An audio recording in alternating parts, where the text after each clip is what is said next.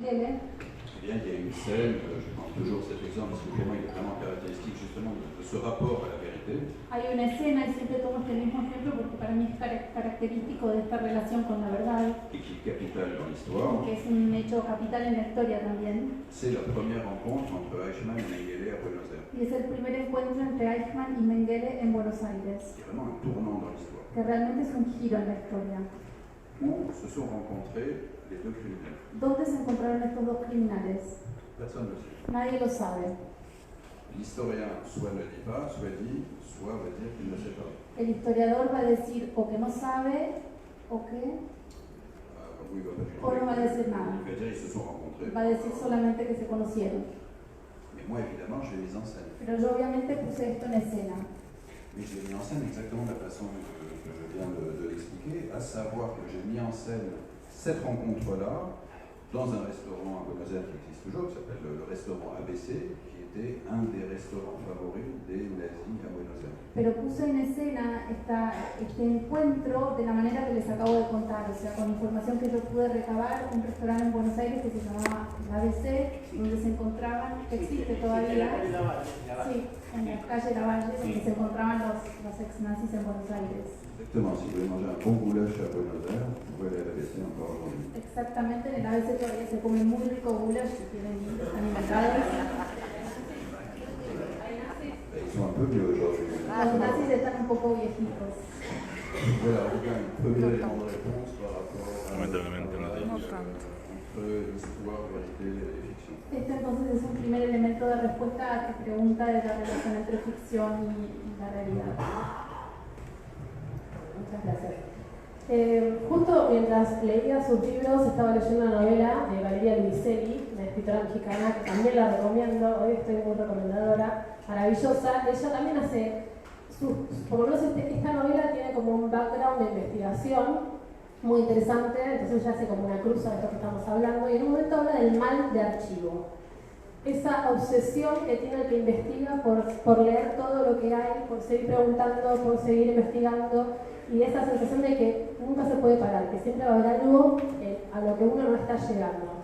Quería preguntarles, porque yo supongo que por ahí acá hay periodistas, estudiantes de periodismo y demás, que les debe interesar un poco el método, ¿no? Cuando dicen basta, si escriben a medida que investigan, si primero hacen toda la investigación y después escriben, ¿cuál es su fórmula mágica?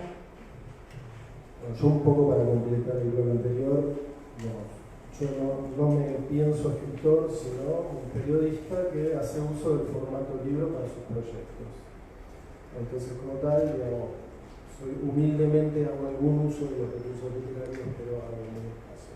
Mi intención es contar un episodio de la manera más verídica posible. Eso que decís vos del mal del archivo en realidad es neurosis, ¿no? Se llama, y en algún momento hay que cortarla. Lo que pasa es que la neurosis, si bien acompañada de un trabajo consistente y firme, tiene algo con lo que jugar, ¿no? Porque uno ya tiene material de archivo.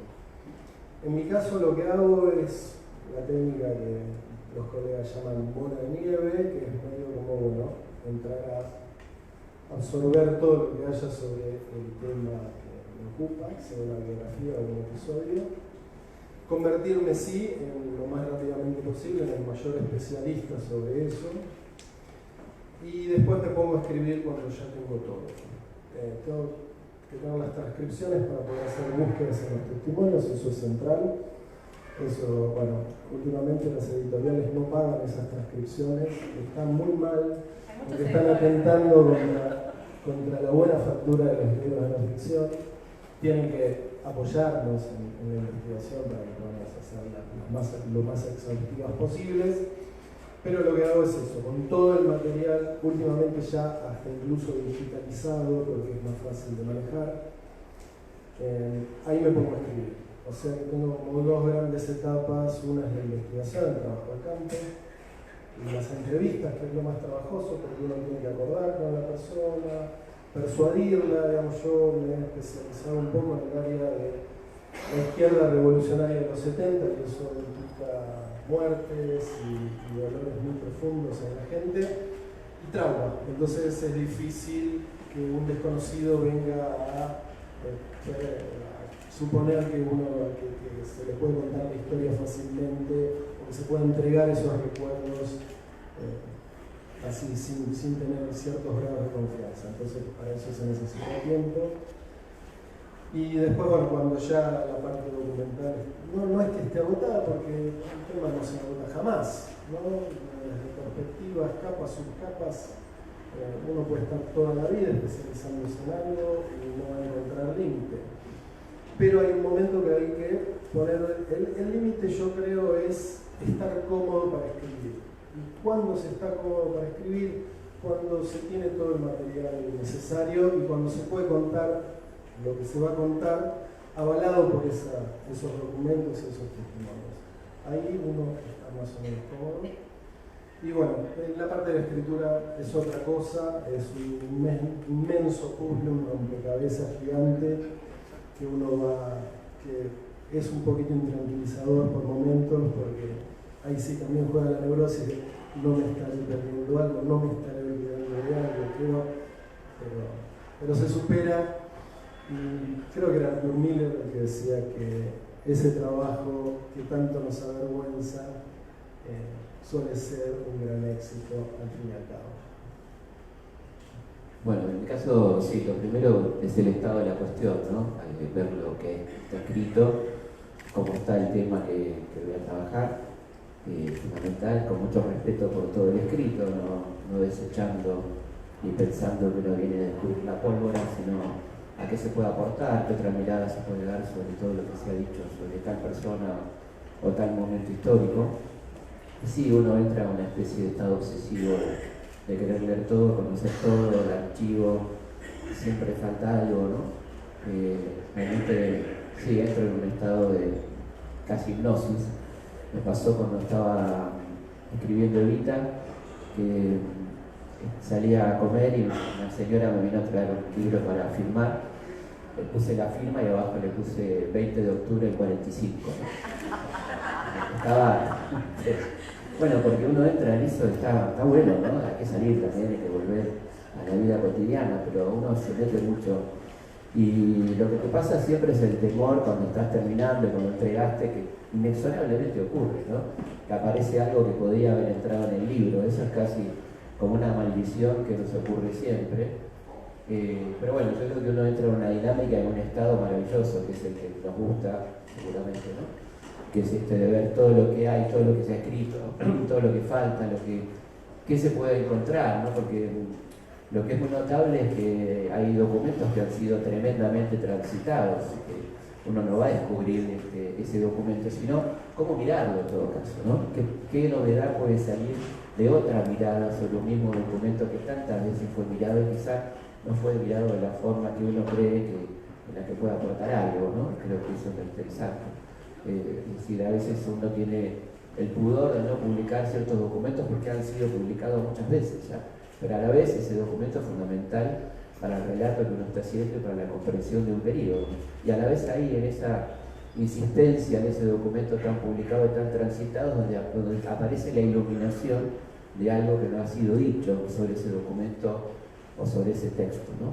Bueno, una vez reunido todo esto, sí viene la etapa muy linda de lo que uno podría decir el adorno, el bordado, que es la escritura, que es un momento que disfruto mucho, es donde viene, como decía Felipe, un gran desafío, ¿no? de cómo transmitir y cómo condensar tanta información, toda la investigación, entrevistas, reportajes, archivos, etcétera, para tratar bien al lector, ¿no? Que no merece ser tratado áridamente ni con una cosa que lo descoloque. Así que creo que esas son como las etapas que va transitando uno en la investigación. Alors moi je dirais que j'ai un petit peu le contraire de Felipe. Yo un poco lo contrario de Felipe, lo que es de Felipe. On va voir si j'ai compris ce que les deux ont dit. Vamos a ver ahora si entendí qué dijo cada Felipe. Ce Felipe. De aquel Felipe. À savoir qu'en fait, moi, j'utilise des méthodes quelquefois journalistiques Yo utilizo a veces métodos periodísticos pour atteindre une œuvre littéraire. para alcanzar una obra literaria. Et donc, en fait, j'ai un gigantesque, je suis un grand maniaque du travail en amont, du travail préalable. Soy un gran maníaco del trabajo previo, en realidad. Donc d'abord, ça fonctionne vraiment comme des cercles concentriques. Entonces funciona mi trabajo como círculos concéntricos. Et donc, a priori, je vais commencer par des lectures qui n'ont absolument rien à voir avec mon sujet. Primero voy a empezar con lecturas que no tienen nada que ver con mi tema. Par contre, ce sont généralement des œuvres de littérature qui vont raconter des personnages qui pourraient s'apparenter à mon personnage, mais qui n'ont rien à voir avec le sujet. Lo que sí se trata de obras literarias que abordan personajes que podrían tener algo que ver con los míos, pero no tienen nada que ver con la época. Pour que ce soit moins abstrait, si on prend toujours le cas de Mengele, Para que sea menos abstracto lo que les cuento, si tomamos el caso de Mengele, j'ai lu des livres sur Barbe Bleue, par exemple. leí libros sobre Barba Azul, por ejemplo. Ou alors j'ai lu, et c'est un livre qui m'a énormément marqué, qui m'a énormément influencé par la suite, 200 froid de Truman Capote. O leí un libro que me gustó y que me influyó mucho después, que es A Sangre Fría de Truman Capote. C'est-à-dire en fait comment d'autres auteurs que j'apprécie traitent d'un sujet dont, en tout cas, traitent d'un personnage qui pourrait avoir des ressemblances avec le personnage qui moi m'intéresse. Cómo tratan otros autores que a mí me interesan, personajes que podrían tener semejanzas con mi propio personaje. Ça, on va dire que c'est la partie la plus sympathique de mon travail, Esa es la parte más simpática de mi trabajo, digamos, consiste à lire de bons livres. que consiste en leer buenos libros. Bon, après, il faut se mettre très sérieusement à l'étude et du contexte historique et du personnage. Después hay que ponerse a estudiar muy seriamente el contexto histórico y el personaje. Après, évidemment, tout dépend du personnage. Il y a des personnages sur lesquels des biographies ont déjà été écrites. Il y a plus ou moins énormément de documentation, soit universitaire, soit littéraire, soit historique. Obviamente depende del personaje, y algunos de los que ya se ha escrito mucho, entonces hay mucha documentación literaria, histórica, universitaria. Donc ça, il faut tout lire. Hay que leer todo. Todo. Ensuite, il y a une troisième partie qui est aussi assez sympathique, Luego hay una tercera parte que también es bastante simpática, qui consiste à faire quasiment des relevés topographiques de l'existence de ces personnages. que consiste en relevar casi topográficamente la existencia del personaje. C'est-à-dire que là, on va passer d'un travail d'investigation qui soit historique et journalistique, Vamos a pasar entonces de un trabajo de investigación periodística o histórica et là, c'est le passage en fait vers le travail littéraire. y transitamos al trabajo literario. Si on prend toujours l'exemple de Mengele, Seguimos con el caso de Mengele. donc j'étais venu à Buenos Aires et en Patagonie et au Brésil il y a 4 ans exactement, Ah, au printemps austral 2015. Hace 4 años, en la primavera austral de 2015, viajé a Buenos Aires, fui a Bariloche, fui a Brasil.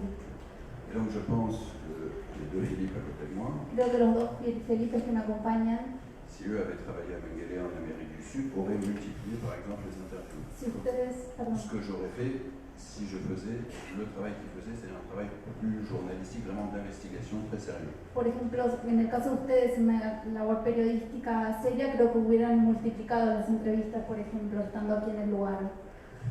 Moi, par contre, j'ai surtout visité les lieux où Mengele avait vécu. Yo lo que hice sobre todo fue visitar los lugares donde Mengele había vivido, Parce qu'il fallait que je ressente, déjà que je vois, que je ressente en fait cette histoire-là. porque quería primero ver y luego sentir, experimentar esa historia, Parce que j'avais fait aussi ce travail en amont extrêmement détaillé. porque ya había hecho yo este trabajo previo sumamente detallado. Et par exemple, lorsque j'ai retrouvé l'affaire au Brésil où il s'est caché avec la famille hongroise pendant 10 ans, Por ejemplo, cuando llegué a la granja donde Mengele se había escondido durante 10 años con una familia húngara, j'ai passé quasiment une journée entière, mais vraiment à faire des relevés topographiques, c'est-à-dire le type d'arbres, le type de fleurs, les animaux, les moustiques, les insectes, tout et n'importe quoi. pasé casi un día haciendo este relevamiento topográfico que les decía, mirando los insectos, los árboles, las flores, el pasto, todos esos detalles, Mais sans parler à personne. sin hablar con nadie, Sauf un. salvo con una persona. Et puisque j'ai travaillé, je travaille encore de temps en temps comme journaliste, donc j'ai réutilisé ces méthodes-là, Porque trabajé y trabajo todavía como periodista, entonces utilicé ese método, parce que je ne connaissais pas l'adresse de cette ferme où Mengele s'était caché. En tout cas, pas précisément. Je savais où elle était, dans quelle région, dans quel coin, et qu'elle était à côté d'une petite ville qui s'appelle Serra Negra. porque desconocía yo la dirección exacta de la granja donde había estado Mengele. Sabía el lugar, sabía que estaba cerca de un pueblo que se llamaba Serra Negra. Voilà. Et donc, il y avait une petite place de village, il y avait 2 cafés, y había una placita en el pueblo con 2 cafés et j'ai passé une après-midi à attendre des gens qui avaient plus de 60 ans. y me pasé toda la tarde esperando que llegara gente que tuviera más de 60 años Pour trouver éventuellement un homme et une femme qui m'auraient été envoyés par le ciel, qui auraient connu Mengele justement il y a plus de 50 ans dans la région. esperando eventualmente que cayera algún hombre o alguna mujer que me enviara del cielo que podría haber conocido a Mengele hace tantos años.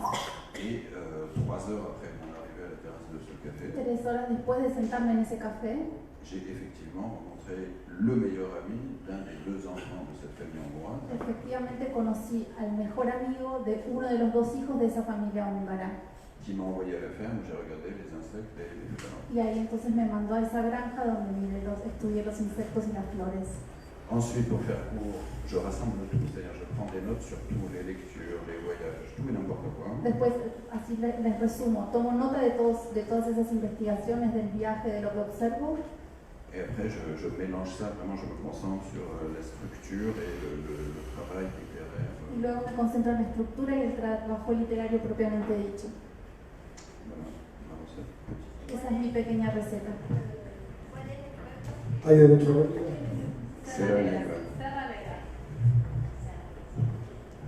Serranera. Perdón, la novela de Valeria Luiselli que mencioné, que no dije cómo se llama Desierto Sonoro. Bueno, en Francia tienen más presupuesto que acá, ¿no? Para hacer los libros. Otro palo que no. Perdón, ¿querías agregar algo? Sí, no me voy a meter en eso porque es muy triste nuestra realidad, pero también en mi caso, y creo que también en el de Felipe, digamos, hay una búsqueda de una sensibilidad, de un tono que tiene que ver con lo estrictamente literario y muy audazmente con lo artístico. Pero muchas veces me da la sensación que esa interpretación del mundo que hago yo, de ese escenario que estoy contando, no es tan importante. Que mi subjetividad puesta en el libro no aportaría mucho, pero sí todo lo que yo pueda revelar sobre las cuestiones que hacen a la historia.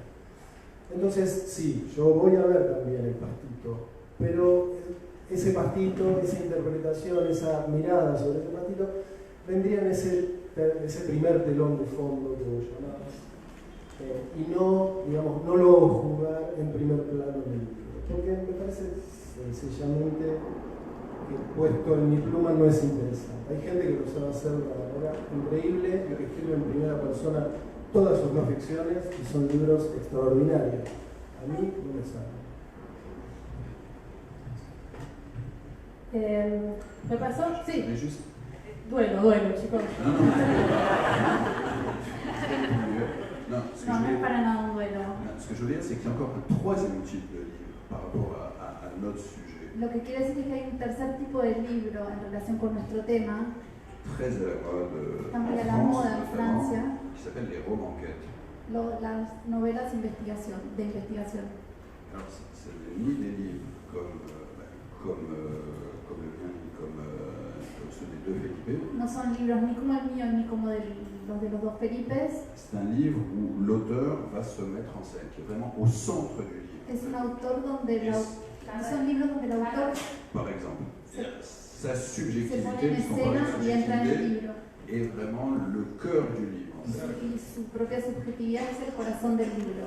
Et donc, il va entrer dans l'histoire. Y entra en la historia entonces. Et ça, je pense que c'est encore un troisième type d'ouvrage de non-fiction, d'exploration d'histoire, Creo que ese es un tercer tipo de obra de no ficción, de exploración de la historia, avec vraiment un regard personnel qui, pour le coup, est au premier, et au deuxième, et au troisième plan. que la primacía de esa mirada está en los 3 niveles, primero, segundo y tercero. Ce qui est encore différent dans la vie. Y eso es distinto, en mi opinión. Ce n'est pas un duel. Así que no es un duelo entre nosotros. No, creo que es muy interesante, no creo que sea el duelo, pero creo que es muy interesante cuál es el límite entre la autorreferencialidad excesiva, donde en vez de hablar del personaje que tenés que hablar, hablas de vos, pero que eso es un embole realmente, y la otra es qué te pasa a vos frente al personaje o frente a las circunstancias que atraviesa el personaje, que me parece sí muy interesante. Creo que lo primero, que uno lo ve mucho y a mí particularmente me molesta muchísimo, cuando se trata de una no ficción donde hay una autorreferencia permanente en vez de una referencia al objeto de estudio, ¿no? Que no es el caso tuyo porque es ficción, ahí no en el límite, pero digo, cuando uno está haciendo un libro de no ficción, la autorreferencialidad permanente a mí particularmente me molesta mucho, pero sí me interesa saber qué le pasa al autor en cuanto al personaje o a ciertas cuestiones que narra en ese texto, ¿no? Sí, bueno, no sé si tiene que ver, pero lo tenemos que nombrar, porque para mí es Laurent Millet, me parece que es un tipo que ha cambiado, ¿no?, en la novela histórica de una manera altamente interesante con su libro HHH, que es una crónica del atentado de la Operación Antropoide, que se produce en República Checa, en ese momento Checoslovaquia, el atentado contra Heydrich, uno de los más repugnantes genocidas del nazismo, autor de La Solución Final. Y bueno, él se plantea durante toda la escritura del libro, se interpela a sí mismo en torno a si lo que está contando está bien contado, si pudo ser de esa manera o pudo ser de otra manera, hasta qué punto la ficción puede suplir, como él dice en algún momento, recordando a Alejandro Dumas. Él dice que Alejandro Dumas, su método de estudio, de trabajo de la novela histórica era suplir con ficción los huecos históricos, ¿no? Entonces dice, ¿hasta qué punto tenemos derecho los autores de ficción de suplir con ficción los huecos históricos en vez de dejarlos como huecos o dejarlos para que la gente sepa que sobre eso, como por ejemplo donde se encontraron Eichmann y Mengele, no sabemos, ¿no? Entonces él se plantea eso en la novela y para nada molesta, porque tampoco es una autorreferencialidad, sino que está poniendo en juego el rol del escritor, ¿no? El rol del escritor de un tema tan impresionante y tan grave como es el Holocausto, como es el nazismo. Entonces él dice, permanentemente hay una interpelación de esto, pudo ser así, pudo ser de otra manera, que me parece altamente atractivo y casi la creación de un género dentro de la no ficción. El libro de Laurent Millet, que les recomiendo muy particularmente, HHH, que para mí es un librazo, ¿no? Publicó Sex Barran, ya que estamos chiveando, es un gran libro realmente. Bueno, mientras leía sus libros me pasó algo maravilloso, que es que en el comienzo del libro de Felipe Seleccia, La muerte es el olvido, de pronto Snow, que es un gran personaje, Clive Snow, ¿no?, que es como el padre de la antropología, del equipo de antropólogos forenses acá, ¿no?, como el que lo armó, se va de viaje a reconocer los restos de Mengele. Entonces mi personaje de Snow, el personaje de Seleccia, salta de este libro, del comienzo de este libro, al final del libro de 10. Esas cosas cuando pasan, el libro toma vida solo, ¿viste?, son maravillosas. Pero bueno, en el libro de él no está escrito Snow, no dice que es Snow. Yo sé que es Snow porque él dice, bueno, reconoce los restos de Mengele, la frente, los dientes separados, entonces como toda una descripción que viene de un antropólogo forense. Y pensaba, por ejemplo, que muchos de los personajes que aparecen en sus libros dialogan con otros libros, que son versiones. Por ejemplo, Perón aparece en todos, y siempre es un Perón diferente. Hay un Perón para Guedes, hay un Perón para Pire, otro Perón para Felipe. Entonces me preguntaba, cuando ustedes se ponen a escribir, arrancan con un libro, ¿qué pasa con todas estas otras versiones de esos hechos, de esos personajes que están en el mundo? ¿Las discuten, las incorporan, no les importan? ¿Escriben contra alguna versión oficial del personaje? ¿Se lo plantean? ¿Escriben contra las versiones cristalizadas o las dejan ahí que sigan su curso? Qué buena pregunta. No, yo creo que, por lo menos en mi caso, trato de abordar esas versiones o esos materiales con el menor prejuicio posible y siempre con el norte de que me ayuden a narrar, ¿no? A narrar el recorte que me interesa, porque acá todavía no hablamos de eso, pero yo no escribo todo lo que tengo, digamos. Un gran error, recién hablábamos con Felipe sobre una gran biografía que hay de Carlos Gardel, creo que tiene 800 páginas y bastante farragosa, y bueno, ahí no hubo recorte, ahí los autores pusieron todo lo que tenían en el libro, y para mí es un error, quizás sea una deformación periodística, pero yo les quiero contar lo que es importante. Y además eso tiene el doble valor de que también es interesante. Lo importante suele ser interesante y viceversa, aunque no siempre. Entonces ahí, bueno, hay una especie de control de calidad. Y hay diversas maneras de volcar al texto eso que a nosotros nos interesa, porque también la no ficción, y creo que esto es un aspecto muy interesante, tiene una cosa de construcción colectiva, que la ficción no tiene. La ficción se puede escribir en la punta de la cúpula, uno puede escribir su novela sin ver absolutamente a nadie. Eso es imposible en un material de no ficción o en un libro de no ficción. Uno tiene que estar en interrelación con la gente todo el tiempo. Y también hay algo muy interesante que una vez que el libro sale, porque ahí uno tiene que se ve interpelado por todos los protagonistas y por todos los especialistas de ese libro. Y ese es un momento bastante complejo. Por suerte siempre zafé airoso, aunque no siempre. Y algo que me ocupo de remarcarles a los entrevistados es: va a haber cosas del libro que no te van a gustar. Te va a parecer que tendría que haberle dado más desarrollo a algo, menos a otro, que cómo faltó tal cosa, que cómo conté tal otra. Y les digo siempre lo mismo: yo no puedo escribir el libro que vos querés, no hay forma. Y lamentablemente tienen que confiar en mí. Y hacer, digamos, es como un salto al vacío de los protagonistas, porque tienen que entregar, digamos, esa memoria que para ellos, en muchos casos, o cuando se trata de situaciones importantes o que involucraron muerte, exilio, etc., es muy difícil entregar eso. Y bueno, de ahí viene la dificultad. Por eso también es que trato de trabajar a largo plazo con proyectos de no menos de 3 años para poder persuadir a esos entrevistados que están un poquito temerosos de contarles su versión de los hechos. Pero no hay otra forma. Y digamos, ese poder a mí por momentos me incomoda un poco, porque yo digo, bueno, ¿qué derecho tengo yo a dar una versión y no otra de una situación que le cambió la vida a tanta gente o significó tanto para una sociedad entera? Es demasiado, y por momentos eso es pesado, pero me contesto que no hay manera de hacer eso de otra forma. Digamos, estaría buenísimo que participemos todos, pero no es posible. O sí es posible, pero alguien tiene que hacer ese recorte final y es el que pone el nombre del libro. Bueno, volviendo a la pregunta original en torno a los personajes y si uno confronta, creo que sí, por supuesto, porque evidentemente hay una narración de los personajes. Nombraste a Perón, que quizás es la figura más fascinante de la historia argentina, por eso seguramente los tres nos ocupamos de Perón también. Y evidentemente hay muchos Perones, entonces creo que hay que atender a todos los Perones y ver qué razón tiene cada uno de los que nominó o instaló esa versión de Perón. Así que eso es fundamental, ver todas las versiones que en el caso de Perón hasta pueden llegar a pensarse infinitas.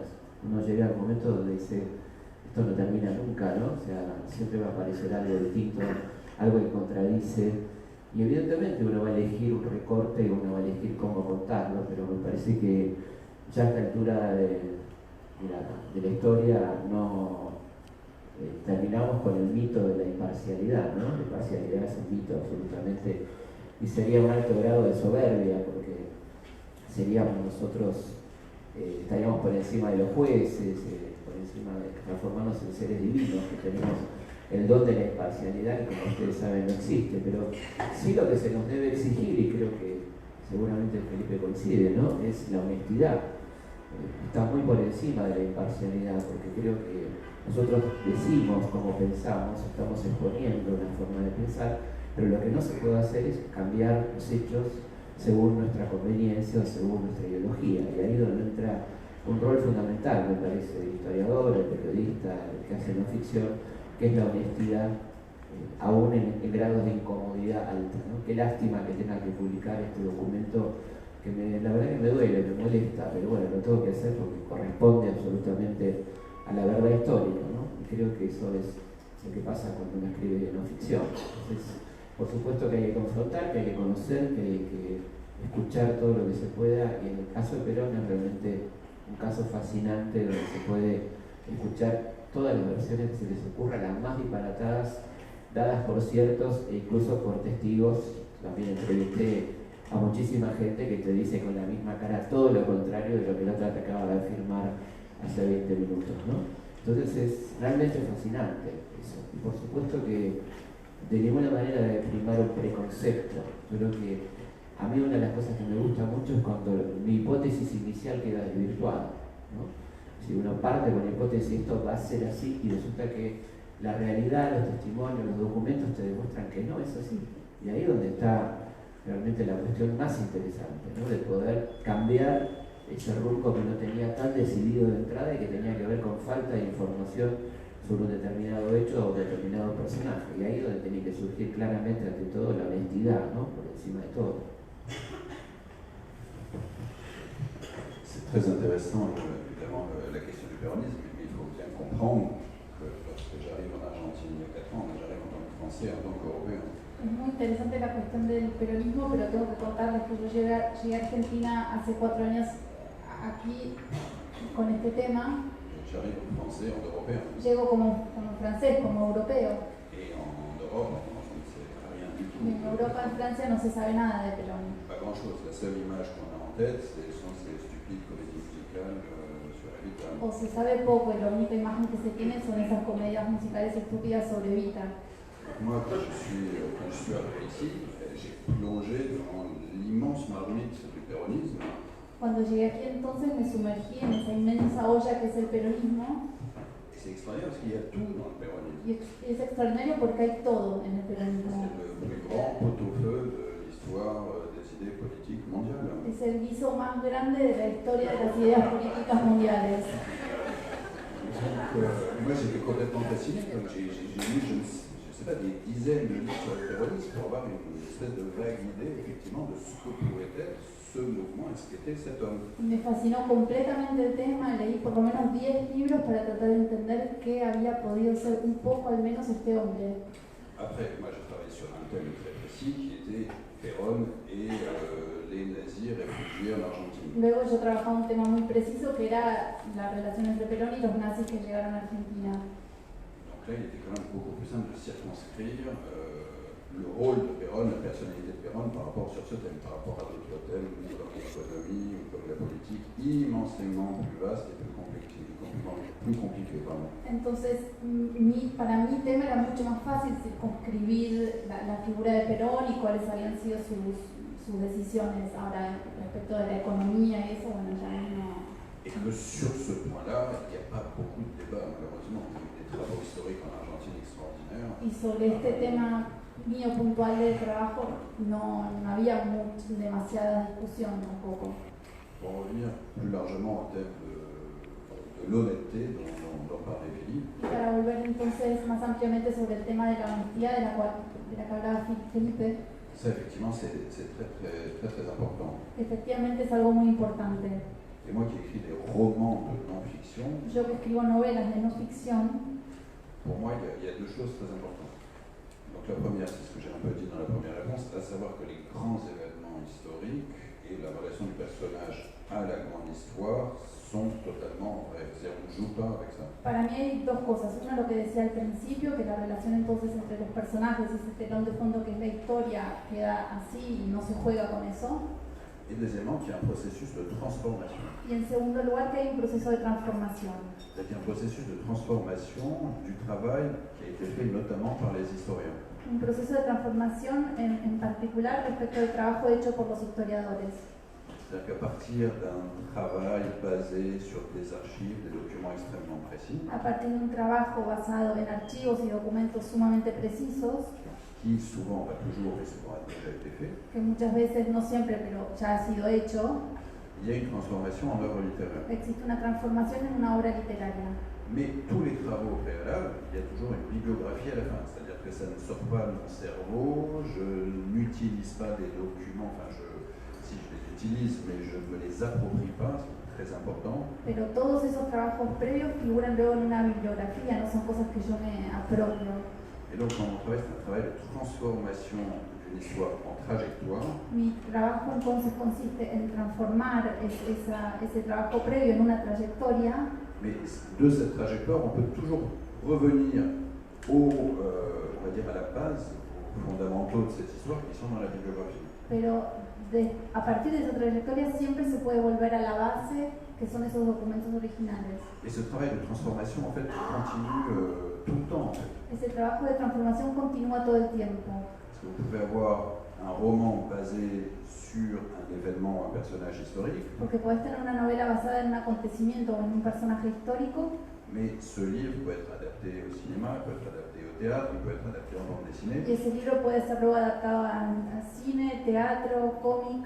Et je pense que de la même manière qu'un auteur a décidé de transformer, d'adapter finalement une œuvre historique, Y así como un autor decide transformar o adaptar una obra, un tema histórico, et bien cet auteur doit aussi accepter que son travail soit transformé de la même manière. Et C'est une espèce de passage, ce flux permanent finalement, qui part d'un fait historique travaillé par d'autres gens que nous, jusqu'au une chaîne finalement qui peut se poursuivre très longtemps. entonces ese trabajo que está basado en un hecho histórico estudiado, después ese autor que escribe el libro también tiene que permitir que ese flujo continúe y se adapte luego a otros formatos. Quería preguntarle en relación a esto de las versiones, que era la pregunta inicial, porque leí que también querías ir contra una versión oficial de Mengele, como el monstruo. ¿Qué significa esto? ¿Cuál fue esa intención tuya? Non, ça c'était pas la version. Enfin, il y a deux choses. Il y a, pour parler d'un personnage comme Mengele, j'aime pas l'idée de version officielle, parce que ça veut dire qu'en fait il y aurait une version qui ne serait pas officielle. Hay dos cosas. Primero, respecto a un personaje como Mengele, no me gusta decir que hay una versión oficial porque significaría que entonces hay una que no es oficial. Par contre, il y avait deux choses sur Mengele. Lo que sí, había dos cosas sobre él. Il y a ce qu'il avait fait dans le camp de concentration d'Auschwitz, Lo que había hecho en el campo de concentración de Auschwitz, qui étaient des atrocités absolument ignobles. que eran atrocidades espantosas. Mais après, il y avait un mythe qui a été construit à partir non seulement de ce qu'il avait fait à Auschwitz, mais surtout parce qu'il avait échappé, parce qu'il avait disparu. Pero luego sucedió la creación de un mito, no solo por lo que había hecho en Auschwitz, sino por cómo había logrado escaparse de allí. Et moi, ce qui m'intéressait, c'était de visiter ce mythe-là. Y a mí lo que me interesaba era visitar ese mito. C'est-à-dire que lorsqu'on l'appelle l'ange de la mort, Cuando se lo llama el ángel de la muerte, on a l'impression que c'est un personnage de Marvel, c'est un personnage de comics, l'ange de la mort, uno tiene la impresión de que es un personaje de Marvel, de un cómic. et qui ne correspondait pas du tout à la véritable nature de cet homme. Y eso no se correspondía en absoluto con la auténtica naturaleza de ese hombre. Et donc, au fur et à mesure de mes lectures, de mes investigations, A medida que iba avanzando yo en mis lecturas, en mis investigaciones, je me suis rendu compte que Mengele n'avait absolument rien à voir avec la façon dont on l'a dépeint, notamment dans les années 60 et dans les années 70. me di cuenta de que Mengele no tenía nada que ver con ese retrato que se había hecho de él en los años 60 y 70 sobre todo, Une espèce de criminel génial, introuvable, séduisant. como una especie de criminal increíble, inhallable, seductor y se evitó otras descripciones. Et c'est ce mythe-là, c'est cette version officielle, entre guillemets, que j'ai voulu, revisiter, et que finalement j'ai totalement déconstruit. Y ese mito, esa versión oficial, entre comillas, eso es lo que quise yo abordar y que pude deconstruir. Nos quedan unos minutitos, ¿no? Bueno, para terminar, volvemos a la pregunta existencialista. ¿Para qué y para quién escriben? En 3 palabras. ¿Cuál es el número? Qué fuerte. No, al principio pues, tengo recuerdos de mi vida en que siempre quise hacer libros. Venimos de una cultura de libros, siguen siendo muy prestigiosos, aun cuando lo digital no es avasallador. Pero tener una biblioteca en la casa hice muchas cosas. Entonces un poco por eso, por encontrar un lugar en el mundo y qué hacer. Y después no escribo para alguien específico, sino para darle a un eventual lector herramientas para saber un poco más sobre esa pequeña porción de realidad que yo elegí contar. Esa es, digamos, mi aspiración. No, tampoco tengo, digamos, no quiero ni que aprecien mi prosa, ni que celebren mis hallazgos, no, es simplemente un pequeño aporte a una mente curiosa. Sí, uno no sabe bien para quién escribe, se va descubriendo a sus lectores en las charlas, en la feria del libro, en los lugares, en las escuelas, en mi caso cuando voy a dar charlas para los chicos. Quizá iba corporizándose y ahí decir, bueno, escribo para esta persona, escribo para este pibe, para esta piba, y ahí va tomando cuerpo, pero en realidad es como muy personal, ¿no? El destinatario, ¿no? Uno trata de hacer lo más amplio posible, en mi caso me preocupa que sea una prosa amable, que lo pueda leer todo el mundo, y después te vas dando cuenta para quién escribís cuando los vas conociendo, ¿no? Cuando vas corporizando en cada uno de los lugares donde tenés la oportunidad de intercambiar opiniones y conocer a tus lectores, ¿no? Je pense que si l'écrivain pense au lecteur, Creo que si el escritor piensa en sus lectores, il est mort. está muerto. Est-ce que ça n'existe pas le lecteur? No existe el lector todavía. Est-ce que je vais construire ce chapitre comme ça? Est-ce que ce personnage va être présenté comme ça? Est-ce que... Construyo el capítulo así, presento el personaje así. Je pense qu'il ne faut pas penser au lecteur. Creo que no hay que pensar en el lector, Dans ce sens-là. en ese sentido. Non, moi j'essaye en fait d'écrire les livres que j'aimerais lire sur les sujets en question en fait. Intento escribir el libro que me gustaría leer a mí sobre determinado tema. C'est-à-dire d'aller le plus loin possible dans une démarche sincère, honnête et visible aussi. Ir lo más lejos posible con una propuesta sincera y legible también. Après, je crois que c'est vraiment plus tard que se pose la question du lecteur. Creo que después uno se plantea la pregunta del lector. Tres palabras quería, ¿no? Estamos así. Bueno, muchas gracias a todos.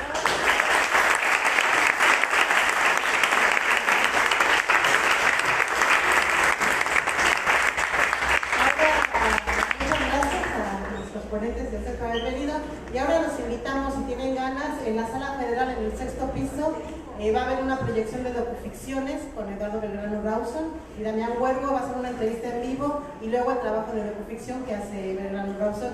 Está súper interesante, se los recomiendo mucho. Sala Federal, 6º piso, ahora en 2 minutos.